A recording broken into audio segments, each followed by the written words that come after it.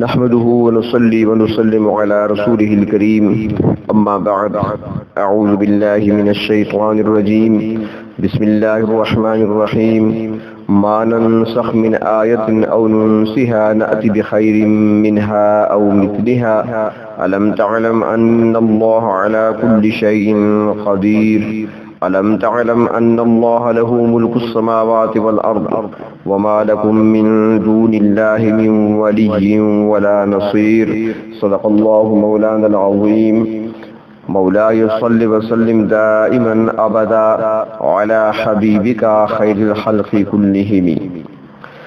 آج ہمارے سلسلے کا درس نمبر 80 ہے اور سورۃ البقرہ کی آیت نمبر 106-107۔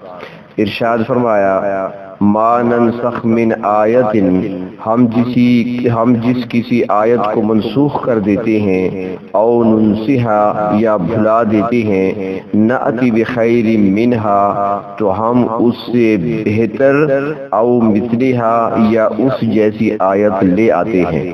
علم تعلم کیا تو نے نہیں جانا، ان اللہ علی کل شیء قدیر بے شک اللہ تعالی ہر چیز پر قدرت رکھنے والا ہے۔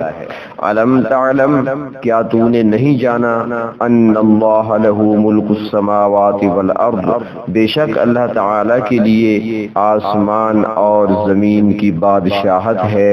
وما لکم من دون اللہ من ولی ولا نصیر، اور تمہارے لیے اللہ تعالی کے سوا کوئی دوست اور مددگار نہیں۔ قرآن مجید کو نہ ماننے والوں کا ایک اعتراض یہ تھا کہ اگر یہ اللہ تعالی کا کلام ہے اور سابقہ کتابیں بھی اللہ تعالی کی ہی کتابیں ہیں، تو پھر اللہ تعالی ان کتابوں کے حکموں کو ختم کر کے دوسرے حکم اور نئی شریعت کیوں نافذ کرتا ہے؟ بلکہ اس سے بڑھ کر بعض اوقات اللہ تعالیٰ اپنے اس حکم کو بھی تبدیل کر کے اس کی جگہ دوسرا حکم لے آتا ہے جو اس نے پہلے اسی کتاب میں دیا تھا۔ کیا اللہ تعالیٰ کو معلوم نہیں تھا؟ تو جس طرح دنیا میں ایک آدمی اگر ایسا کرے تو اس کے لیے جہالت کا لفظ استعمال کرتے ہیں، تو وہ بیوقوف ایسے ہی کہتے تھے۔ تو گویا ان کا مقصد یہ ہوتا تھا کہ یا تو یہ اللہ تعالیٰ کا کلام نہیں ہے، یا معاذ اللہ تعالیٰ کے علم میں کمزوری ہے۔ تو اس پر اللہ رب العزت نے یہ آیات نازل فرمائیں۔ تفسیر ابن عباس پارہ اول میں ہے، حضرت عبداللہ ابن عباس رضی اللہ تعالی عنہما فرماتے ہیں کہ یہ آیات قریش کی اس بات کے جواب میں نازل ہوئی جو کہتے تھے تأمرنا یا محمد ثم تنہانا عنہ، اے محمد صلی اللہ علیہ وسلم آپ ہمیں ایک بات کا حکم دیتے ہیں پھر اس سے منع کرتے ہیں۔ اور اسی قسم کا اعتراض ہندوستان میں ایک شرارتی ذہن کا مالک گزرا ہے، ایک پنڈت تھا جو کہ آریہ سماج کا ایک لیڈر بھی تھا، دیانت سرسوتی۔ اس نے بھی اعتراض کیا۔ یہ بڑا منطقی مزاج آدمی تھا اور بڑا منہ پھٹ اور بے حیا قسم کا آدمی تھا۔ اس نے کہا دیکھو جی، تم مسلمان کہتے ہو کہ احکام میں نسخ بھی ہوتا ہے، کل رب تعالیٰ کا حکم وہ تھا اور آج حکم یہ ہے، تو کیا رب تعالیٰ کو معلوم نہیں ہوتا کہ کل میں نے کیا کرنا ہے اور آج میں نے کیا کرنا ہے؟ تو اس زندیق کے سوالوں کے جوابات بانی دارالعلوم دیوبند قاسم العلوم والخیرات حضرت مولانا محمد قاسم نانوتوی رحمۃ اللہ علیہ نے اپنی مشہور کتاب انتصار الاسلام میں چند شقوں میں دیے ہیں۔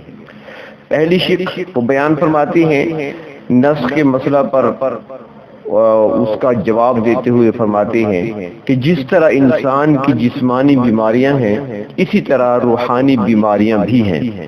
جسمانی بیماریوں کے معالج ڈاکٹر اور ماہر حکیم مریض کے لیے پہلے ایک نسخہ تجویز کرتے ہیں، پھر کچھ مدت کے بعد بدل دیتے ہیں۔ اس کی بیماری کے حساب سے نسخہ کا بدلنا، دوائیوں کا بدلنا حکمت کا تقاضا ہے، نہ کہ ڈاکٹر یا حکیم کی نالائکی۔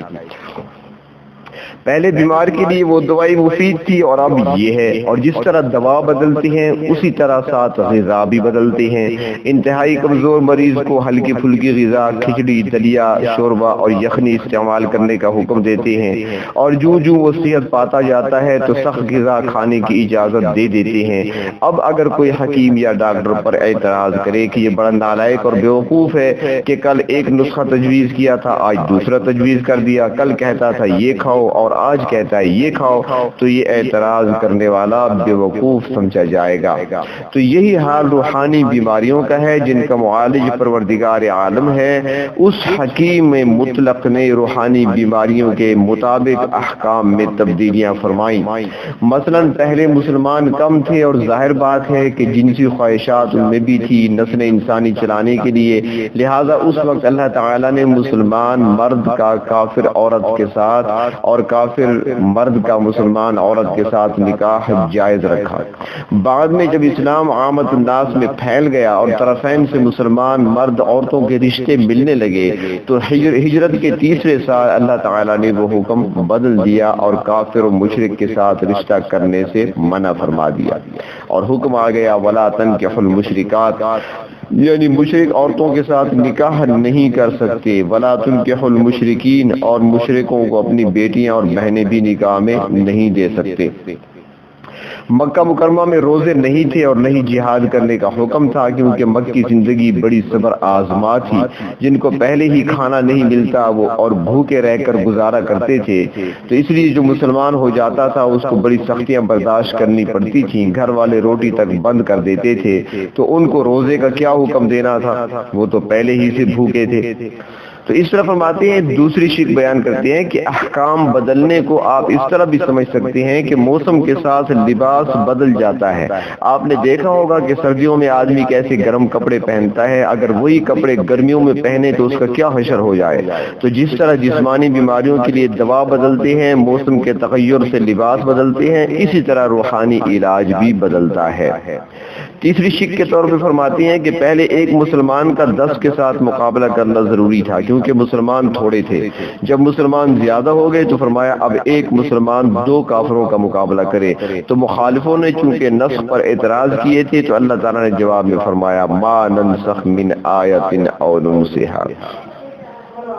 اللہ رب العزت نے ان کے ان سوالوں کا خود ہی جواب دیا کہ بھئی یہ بدلتے ہیں، آخر اس کے اندر کوئی نہ کوئی اللہ رب العزت کی حکمت ہوتی ہے۔ لیکن یہاں پر ایک بات ذہن میں رہے، اور وہ یہ کہ دین ہمیشہ ایک ہی رہا ہے، یہ کبھی منسوخ نہیں ہوا۔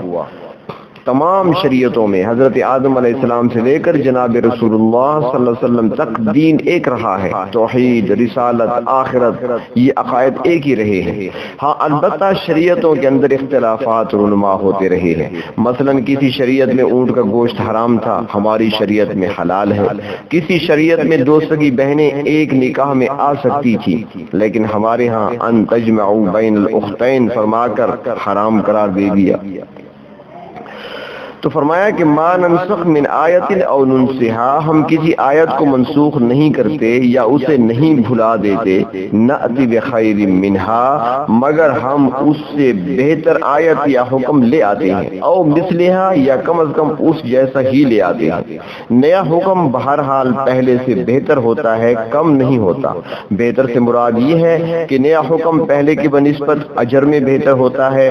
آیت یا حکم بھلا دینے کا مطلب یہ ہے کہ نبی کے ذہن سے ایسی آیت فراموش کرا دی جائے۔ آیات کا یاد کرانا یا بھلانا یہ اللہ تعالیٰ ہی کی قدرت میں ہے، کیونکہ جناب رسول اللہ صلی اللہ علیہ وسلم کو قرآن حکیم لکھا ہوا نہیں دیا گیا، نہ آپ سے کتابت کرائی گئی، بلکہ آپ پر نازل ہوتا تھا اور آپ اسے کلام فرماتے تھے۔ سورۃ اعلیٰ میں فرمایا سنقرئک فلا تنسى، ہم عن قریب آپ کو اس طرح پڑھائیں گے کہ آپ بھولیں گے نہیں، الا ما شاء اللہ، ہاں جس کو اللہ بھلانا چاہے۔ تو پھر آپ کو بھلا دیا جائے گا۔ تو یہاں پر بھی فرمایا ننسہا کا مطلب یہی ہے کہ جس حکم کو تبدیل کرنا مقصود ہوتا ہے اسے کلیتاً منسوخ کر دیا جاتا ہے اور اسے پیغمبر علیہ السلام کے ذہن سے بھی محو کر دیا جاتا ہے۔ تو فرمایا الم تعلم ان اللہ علی کل شیء قدیر، کیا تم نہیں جانتے کہ اللہ تعالی ہر چیز پر قادر ہے؟ وہ اپنی حکمت اور منشا کے مطابق آیات نازل کرتا ہے، بعض کو قائم رکھتا ہے، بعض کو منسوخ کر دیتا ہے، پھر ان سے بہتر یا ان جیسی اور آیات لے آتا ہے۔ ایسا کرنا عقل و نقل کے خلاف نہیں ہے بلکہ اس پر اعتراض کرنا بے وقوفی کی نشانی ہے۔ تو پھر ارشاد فرمایا علم تعلم، کیا تم جانتے نہیں ہو ان اللہ لہ ملک السماوات والارض، کہ زمین و آسمان کی بادشاہی اللہ ہی کی ہے۔ جب وہ مالک الملک ہے تو کیا اسے اختیار حاصل نہیں کہ کسی حکم کو منسوخ کر دے یا تبدیل کر دے؟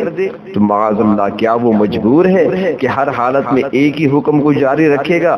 اگر ایسا تسلیم کر لیا جائے تو پھر اس کی حاکمیت کو ثابت کرنا مشکل ہو جائے گا، لہٰذا وہ تنسیخ کے احکام پر پوری طرح قادر ہے اور یہ اس کا حق بھی بنتا ہے، کیونکہ وہ مالک الملک ہے، زمین اسی کی ہے، آسمان اسی کے ہیں، یہ ساری مخلوق اسی کی ہے، قانون اسی کا نافذ ہوتا ہے، قانون اسی کا چلتا ہے۔ تو جب سب کچھ اسی کا اپنا ہے تو وہ حکم دے بھی سکتا ہے، اپنے دیے ہوئے حکم کو کسی حکمت کے تقاضے کے تحت اسے منسوخ بھی کر سکتا ہے، اس حکم کو بدل بھی سکتا ہے، اس میں تبدیلی بھی لا سکتا ہے، اس کے اندر اور حکم بھی لا سکتا ہے۔ تو یہ اللہ رب العزت کو حق حاصل ہے۔ تو فرمایا یاد رکھو کہیں بھٹک نہ جانا، وما لکم من دون اللہ من ولی ولا نصیر، اس کے سوا تمہارا کوئی حمایتی اور مددگار نہیں ہے۔ دو لفظ استعمال فرمائے، ولی اور نصیر۔ ولی کا معنی عام طور پر سرپرست ہوتا ہے۔ تفسیر بیضاوی میں ہے، تفسیر بیضاوی جلد اول، امام بیضاوی رحمت اللہ علیہ فرماتے ہیں کہ بعض اوقات سرپرست کمزور ہوتا ہے جو کہ مدد کرنے کے قابل نہیں ہوتا، مگر نصیر وہ ہوتا ہے جو واقعی مدد کے قابل ہو۔